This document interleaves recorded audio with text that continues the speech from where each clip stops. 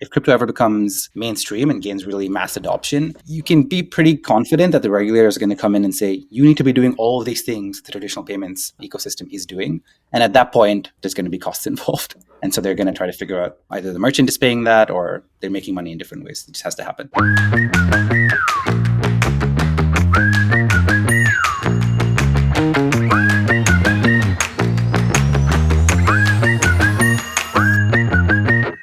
Welcome back to Fintech Layer Cake, where we uncover secret recipes and practical insights from fintech leaders and experts.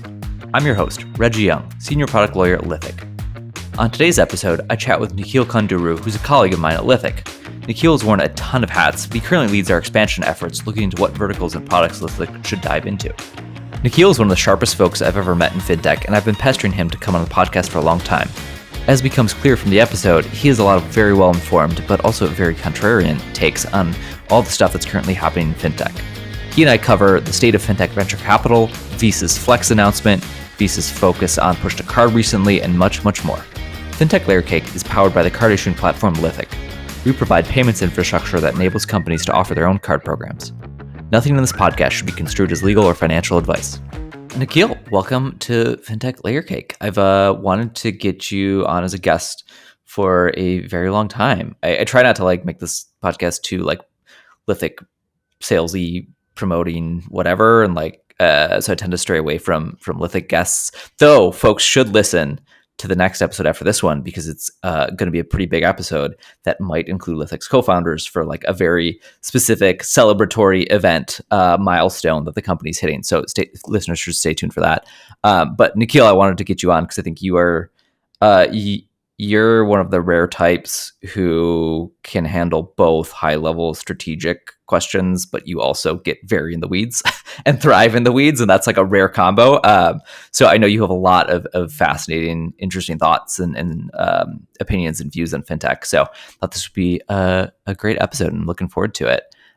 Maybe the best place to start is what it is that you do at Lithic. A great question, Reggie, and thank you for having me.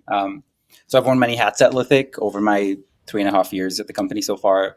I kind of joined as our first growth hire and then spent a lot of time on customer success, on product marketing, and more.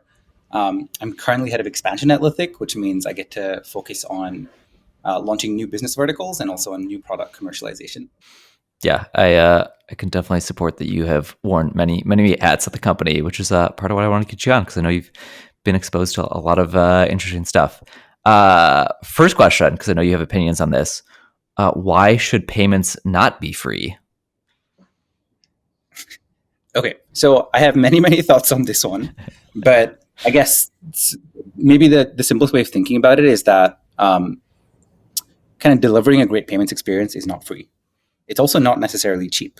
And so whoever is providing those experiences needs to get compensated appropriately for delivering a high quality payments experience. So for example, providing customer support is expensive, right? You want to be able to help people file disputes and chargebacks in case someone took over their accounts or stole their cards or whatever it was, right? Providing credit is not free, right? It's also, there's costs in underwriting, there's the actual cost of interest, obviously. And then you want to do statementing and things like that as well. That is also expensive to provide. And then you want to think about fighting money laundering and preventing fraud. All of those things have cost associated with them. So anyone that is providing a payments experience, ideally, you want to incentivize them to do these things because, if you zoom out, you really want a payment system in which consumers are being given protections, in which you are fighting fraud, in which credit is being extended. And so you want to incentivize the right folks in the appropriate ways. Now, you can ask separate questions about whether there ought to be caps or not on how much folks are earning across the ecosystem for providing these services. And that's obviously a much harder problem to solve. But I'd say in general, that's why payments aren't free. This is a segue we don't really need to get into, but sometimes you'll see people coming out of crypto trying to argue that, the costs are actually a lot lower. And it's yes, but that's only because no one has come to you and said, hey, you need to fight money laundering, or hey, you need to do KYC, or hey, you need to provide statements, or hey, you need to provide customer support in the event that a transaction happened that someone didn't actually approve. All of those things are expensive. So like if crypto ever becomes kind of mainstream and gains really mass adoption, you can be pretty confident that the regulators are going to come in and say, you need to be doing all of these things the traditional payments ecosystem is doing. And at that point, there's going to be costs involved. And so they're going to try to figure out either the merchant is paying that or they're making money in different ways. It just has to happen. Crypto is an interesting one. I think, you're right. It's just like crypto is a good or comparison to draw, right? It's like, it's often talked about like, oh, they have so many benefits, like immediate settlement, whatever, but that's actually, that can be a feature, not a bug, right? It helps fight fraud to have a little delayed time in like the ACH system, for example. So definitely lots of stuff there. I think, I've been thinking a lot about the interchange angle too. I mean, folks have heard me on this podcast talk about like how important the fraud protections are that the card networks have, right? And that's a big piece of what merchants pay for in when they're paying interchange on purchases. And we're seeing now states, there's been a movement for a while, like well over a decade, to kind of like a pro small business movement at the state level to pass laws that say, hey, you can't assess interchange on sales tax or gratuity, things like that. There's some bills that just passed recently in Illinois on this point. Haven't been signed yet by the governor, I don't think, at the time we're recording this. But that's kind of cracked this possibility back open. These bills have always failed in the past, and now we're seeing more momentum. I think I actually just saw something on Payments Dive this morning about another state that is gaining momentum to implement these bills. But it's like, what happens if these bills get put in place? Then you have this patchwork of states where the whole like card ecosystem needs to spend significant resources building operational infrastructure to carve out like Illinois. And do you really think that the whole card ecosystem is going to say, yeah, we're going to do this for free? We're going to like completely blow up our roadmap and invest resources in this thing that we're legally required to do in this one state? No, like what's going to happen is they're going to find ways to make that money back and those costs back. And, it could be increased interchange rates or network assessments for whatever operations in Illinois. And like the bill comes from a good place if we want to help small businesses.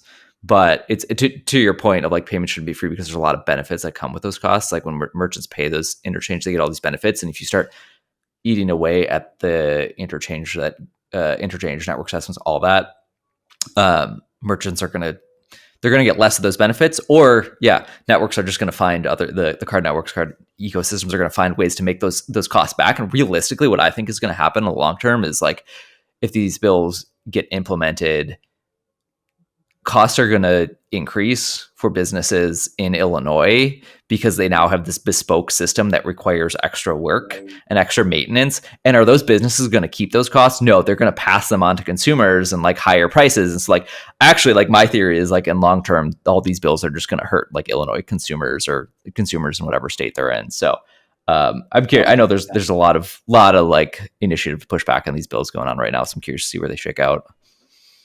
I 100% fall in the same camp as you, by the way, around this idea that you can't really get rid of the fees. They will rear their ugly head in some different place, basically. You're just going to have unintended consequences. Like the fees will just move around. Like a really good example of that right now is around this movement to put a cap on late fees, right? I think it just passed a bill that says like late fees are capped at like $8 now.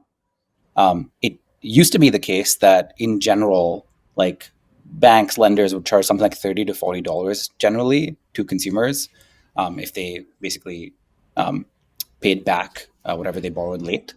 Mm-hmm. The funny thing that's happened now is like some of the big lenders have just started to charge consumers higher fees in other areas now, like literally exactly like you said. So like Synchrony used to be one of the bigger players in this space that lends to a lot of subprime borrowers.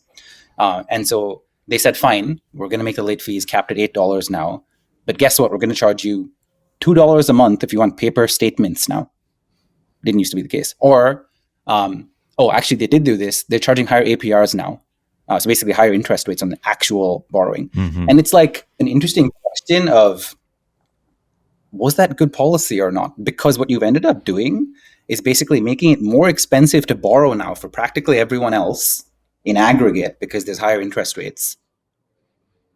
Meanwhile, the folks that really should have been paying on time maybe get to pay less for paying late. So it's almost like it's interesting. Like maybe draw an analogy to like insurance and like not making any moral judgments on this whatsoever, but like there's this idea of like hey, I'm healthy. Like, why am I paying higher in premium just because the insurance company has to underwrite that in general people are more unhealthy than I am?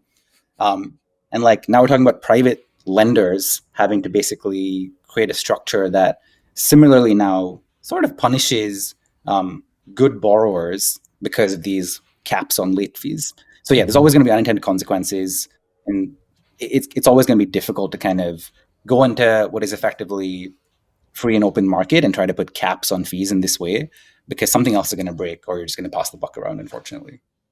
Yep. Yeah, I agree with that.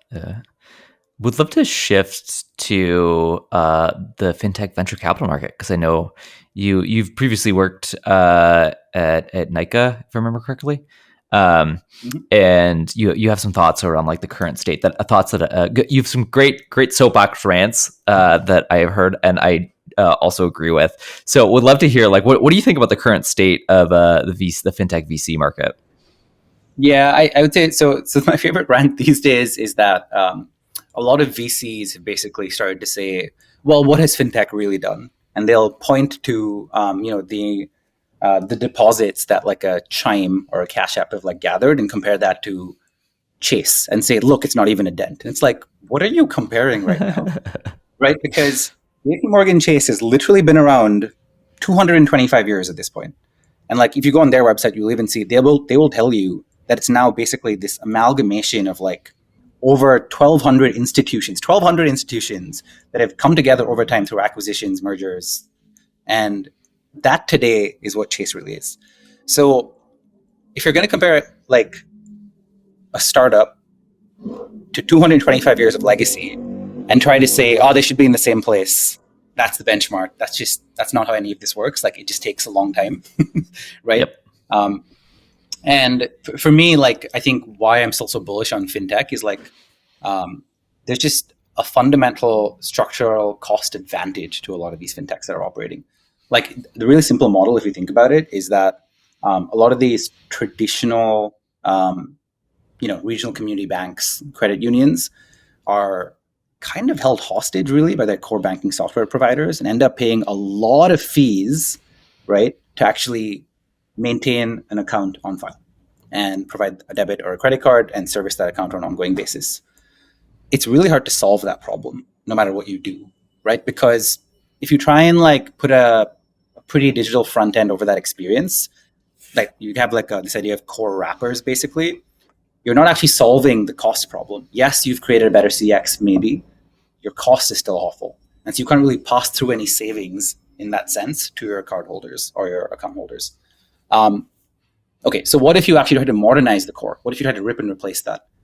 That doesn't work for a host of different reasons. And the one that actually makes the most sense to me is like there's an incentives problem there. The senior executives at any of these banks are, 50, 60 years old, 5 or 10 years away from retirement. Why would they ever make this incredibly risky decision to do a core migration? Because it's all downside for them. If there's upside, it's going to take 5 to 7 years to do a full migration and get a new system in place. By then, they're retired, and so they don't get to see the P&L benefit. Yep. Meanwhile, if there's downside, everyone points the finger at you and says, you messed up, consumers are out of funds, we have 5,000 complaints coming in, the FDIC is like choking our throats. Why did you do it?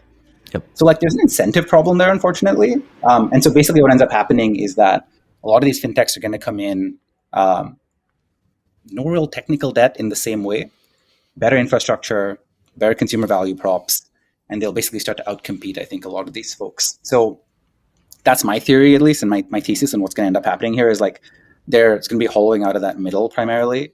A lot, again, the US doesn't need to have 5,000 plus banks. Like yep. Canada doesn't. Canada has, I don't know, like 80 or something. Most of the world doesn't have this type of structure. Yeah, so, I always love seeing those charts of like the per capita bank by country, and like US is just like an astronomical outlier.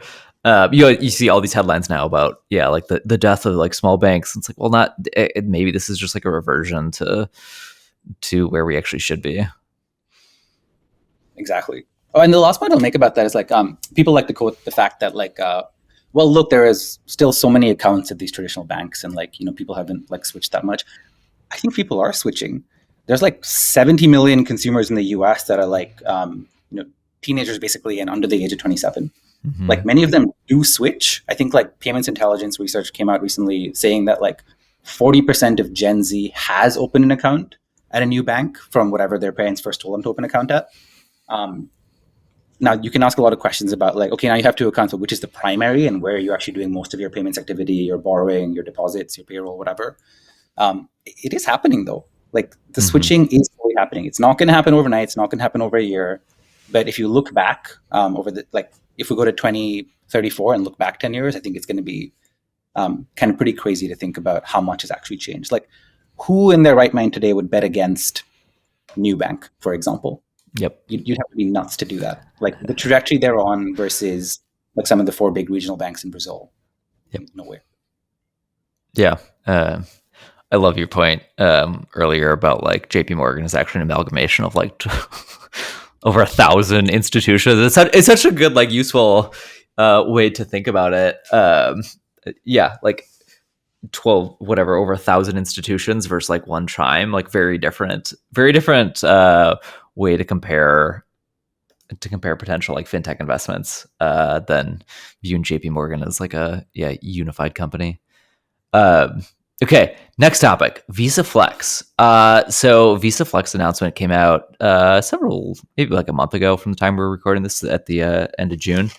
But I know you there have been a lot of hot takes on social media and whatnot on the interwebs about what this Visa Flex is going to enable. But I know you have a little bit of a different opinion, so I'd love to get your thoughts on the Visa Flex announcement. I love that the theme of this podcast is just like, how can we rant on more things? All the things Nikil disagrees with everybody else about. Oh man. I guess the big thing here is that I think there was lots of people commenting and hypothesizing what might happen here that maybe weren't necessarily practitioners, but coming more from like the investment side of the house. And like I kind of get it. I was on that side before, and like you're an inch deep but a mile wide. And like I think now I'm slowly starting to finally appreciate like the real merits of being on the operating side is like you're in the weeds and like you can form a real hypothesis with just more context and more background knowledge of what's actually happening here. So basically, like people were all over Twitter and LinkedIn saying things like, I'm going to have one Visa Flex credential and it's going to automatically optimize all of my card spending. I'm going to go, when I buy on Amazon, it's going to route to my Amazon card. When I go and buy air travel, it's going to route to my Chase Sapphire. When I go to whatever Target, it's going to use my Target card. Like, no, that's not how this works, unfortunately, right? If you look at the actual Visa flexible credential, like issuer participation requirements doc, came out April 2024, very clearly on the first page, like the thing it says is that you can dynamically like kind of link to funding sources within a single financial institution. Like that's the first thing it says.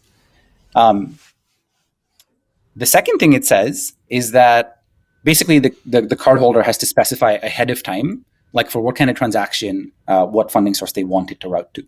And so that was the second thing people were like hypothesizing around. It's like, oh, like a consumer can go and spend money, and then if actually they want to take a loan on that specific transaction, they can point it to the credit line that they have inside of their debit account. No, that thing needs to be specified ahead of time. Again, first page. So like, it just wouldn't make sense really if it worked the way people were hypothesizing. Because just think about it for a second. Just the fundamental business model and the logic of credit card rewards is that at the portfolio level, the economics have to make sense for the card issuer, right? If the Amazon card was only ever seeing transactions at Amazon giving 5% off, they'd stop issuing that card. They're not making money on that. If every single person was like super game theory optimized and only using the Chase Sapphire Reserve for travel and dining and not for any other expense, they're never going to make any money. They're going to stop doing that. So like the idea that you could route this to multiple different issuers, like it couldn't have made sense. And indeed, if you look at the requirements doc, they don't allow that because issuers are just going to go to Visa and say like, what are you doing? Like you're breaking our economics. Absolutely not. So anyway, that's just like my 2 seconds on like people getting very hyped up about some of these things and not really thinking about how that could possibly work, and also not reading the actual docs that have come out that explain the programs. Yep. Okay, great example of what I was saying at the beginning, that you were one of the rare folks that like understands the high level strategy, but you also read the actual doc releases, which a lot of folks do not. No, I also think there's like the kind of product friction angle, right? Like the best products you don't even realize are products that you're engaging with, and like if you're having to set rules for every transaction before or after the fact, like that's a very kind of high friction intensive process. Even if you're setting like general rules, it's, you know, that's gonna be for the subsegment of Reddit that has like the whole maximizing their credit card rewards like spreadsheets built out. Like part of the beauty of like most credit card rewards is it's just like, yeah, Amazon's going to give you X% on everything. You never have to think about it. Like you just look one time at what your array of rewards are. That's kind of all you have to put into it. So yeah, I'm curious. There's some potential there, but I think a lot to be worked out before we see kind of material programs evolve around it. On the topic of Visa, I know Visas generally seem to be like pretty kind of gung ho about Visa Direct and push to card lately. There, why? Well, what's happening there and why? Oh yeah, this is a really good question. So you know how Matt Levine has like a recurring theme in money stuff where he's basically talking about should index funds be illegal, right? The main idea there is you have the same set of big shareholders like a BlackRock, Vanguard, whatever, owning all the big firms in a specific industry. Like, is that bad because it reduces competition? And like, there's a lot of research that goes back and forth. But the simple idea is that like, if it turns out that one owner owns American Airlines and United and Delta and Southwest and everything else, it probably makes sense for that one owner to basically have all of the airlines just charge really high prices and not actually compete. You make more money that way. Pretty simple logic. And so like now just take that analogy and put it on like a Visa or a MasterCard. They don't actually care that much about intra-issuer competition, right? Like let's say Visa takes 7 bips on all card spend. Just call it that, simple model. Like whether that volume is coming from Chase or from Wells or from Bank of America, like it doesn't matter that much. It's 7 bips on whatever the volume is. Hypothetically, there's some simplification of that model there because like you could argue smaller issuers don't get as many network incentives. And so like you'd actually prefer for smaller issuers to have more volume and like take it away from Chase. Anyway, the simple model still works, right? So Visa doesn't care so much about intra-issuer competition. What they do care about is inter-rail competition. Meaning, if you can convert volume away from ACH, away from checks, away from cash, away from RTP, and get that on the card rails, now they're all ears. Now they're super excited, and they'll help you no matter what you want. Yep. Right. And so the nice thing about push to card is I think the main use cases that it competes for are like P2P transactions, which predominantly today are over ACH rails. Yep. So I think that's why they're really excited about it. Like if you look at all of like Visa's earnings calls, they're just talking about Visa Direct, left, right, and center. They're obsessed. They want to push this really hard, and it kind of makes sense that they would because there are some use cases that card rails are just not big for today, and if you can convert more of that onto Visa Direct or like Mastercard Send, they're in. Yeah, it makes sense. And I feel like there's also the additional pressure of like, RTP and kind of alternative rails coming in the future that I'm sure the card networks are thinking a ton about and is putting more pressure on these sorts of like, how can we capture ACH and other spend movements? My favorite wrap-up question, is there anything you've been thinking about a lot lately, but you think folks aren't talking about enough in fintech? This is funny. By the way, knowing that this question was going to come because I listened to all of the podcasts somehow makes it hard. It's fun. I don't know why. But just reflecting on like this conversation, even I think maybe something that I've started to appreciate more is like kind of the merits of sticking it out with one company. I have a lot of friends, and like the big thing to do these days as a young to mid-career person is like switch jobs around a lot, which I don't know, there's pros and cons, but like I'm starting to feel like there really are some great arguments to be made for, yeah, sticking out with the company 3-4 years, really hit your stride, earn a bunch of trust, responsibility. You build real relationships with people both inside and outside the organization that you can then call on later on. And really, like, even for me at Lithic, I came from the investing side, had no real experience working at a startup, but like somewhere around year 2, you really feel like, okay, I'm adding a ton of value and like I'm learning a lot now. I'm like understanding the ecosystem, the value chain, how the business gets built. That doesn't just happen overnight. Like it takes some time and some investment. And I've just been thinking about that a lot. Like I've loved my time here. I love getting more in the weeds around payments. I could potentially see myself just being a startup guy indefinitely. Who knows how that might change? Yeah, it's been pretty nice for me, I think, to be committed and stay loyal for a bit. I love that answer.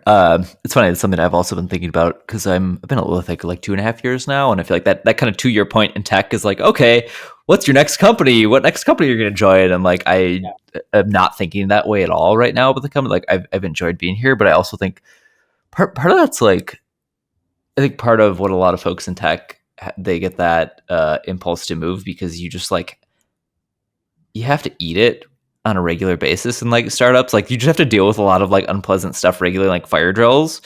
And like, there's probably somewhere around the 2-year mark where most people are like, okay, it's got to be better at somewhere else. Not that like things that like I'm endlessly impressed with like how the kind of good judgment, like how well things are built and how smoothly they run generally. But I've come to appreciate that like those kind of hard, unpleasant times when you're like, well, here's a problem we got to fix or solve or whatever. Those are actually like some of the best kind of like learning, best like career advancement opportunities. And I think to your point, I think you start hitting more of those or somewhere around like the 2-year mark. And so there's a lot to be said of like, oh, it gets harder. Like you up level. That's because you're bringing so much value and you're helping solve so much like bigger problems and pave the way for the future in a much bigger way. So I love that answer. And if folks want to find out more, get in touch with you. I think you're on Twitter, Nikil Konduru. I think it's just your Twitter or X, I guess, as I'm supposed to be calling it. Creative that way, yes. And folks can also find you on LinkedIn. So thanks so much for coming on the podcast, Nikil. Thank you for having me, Reggie.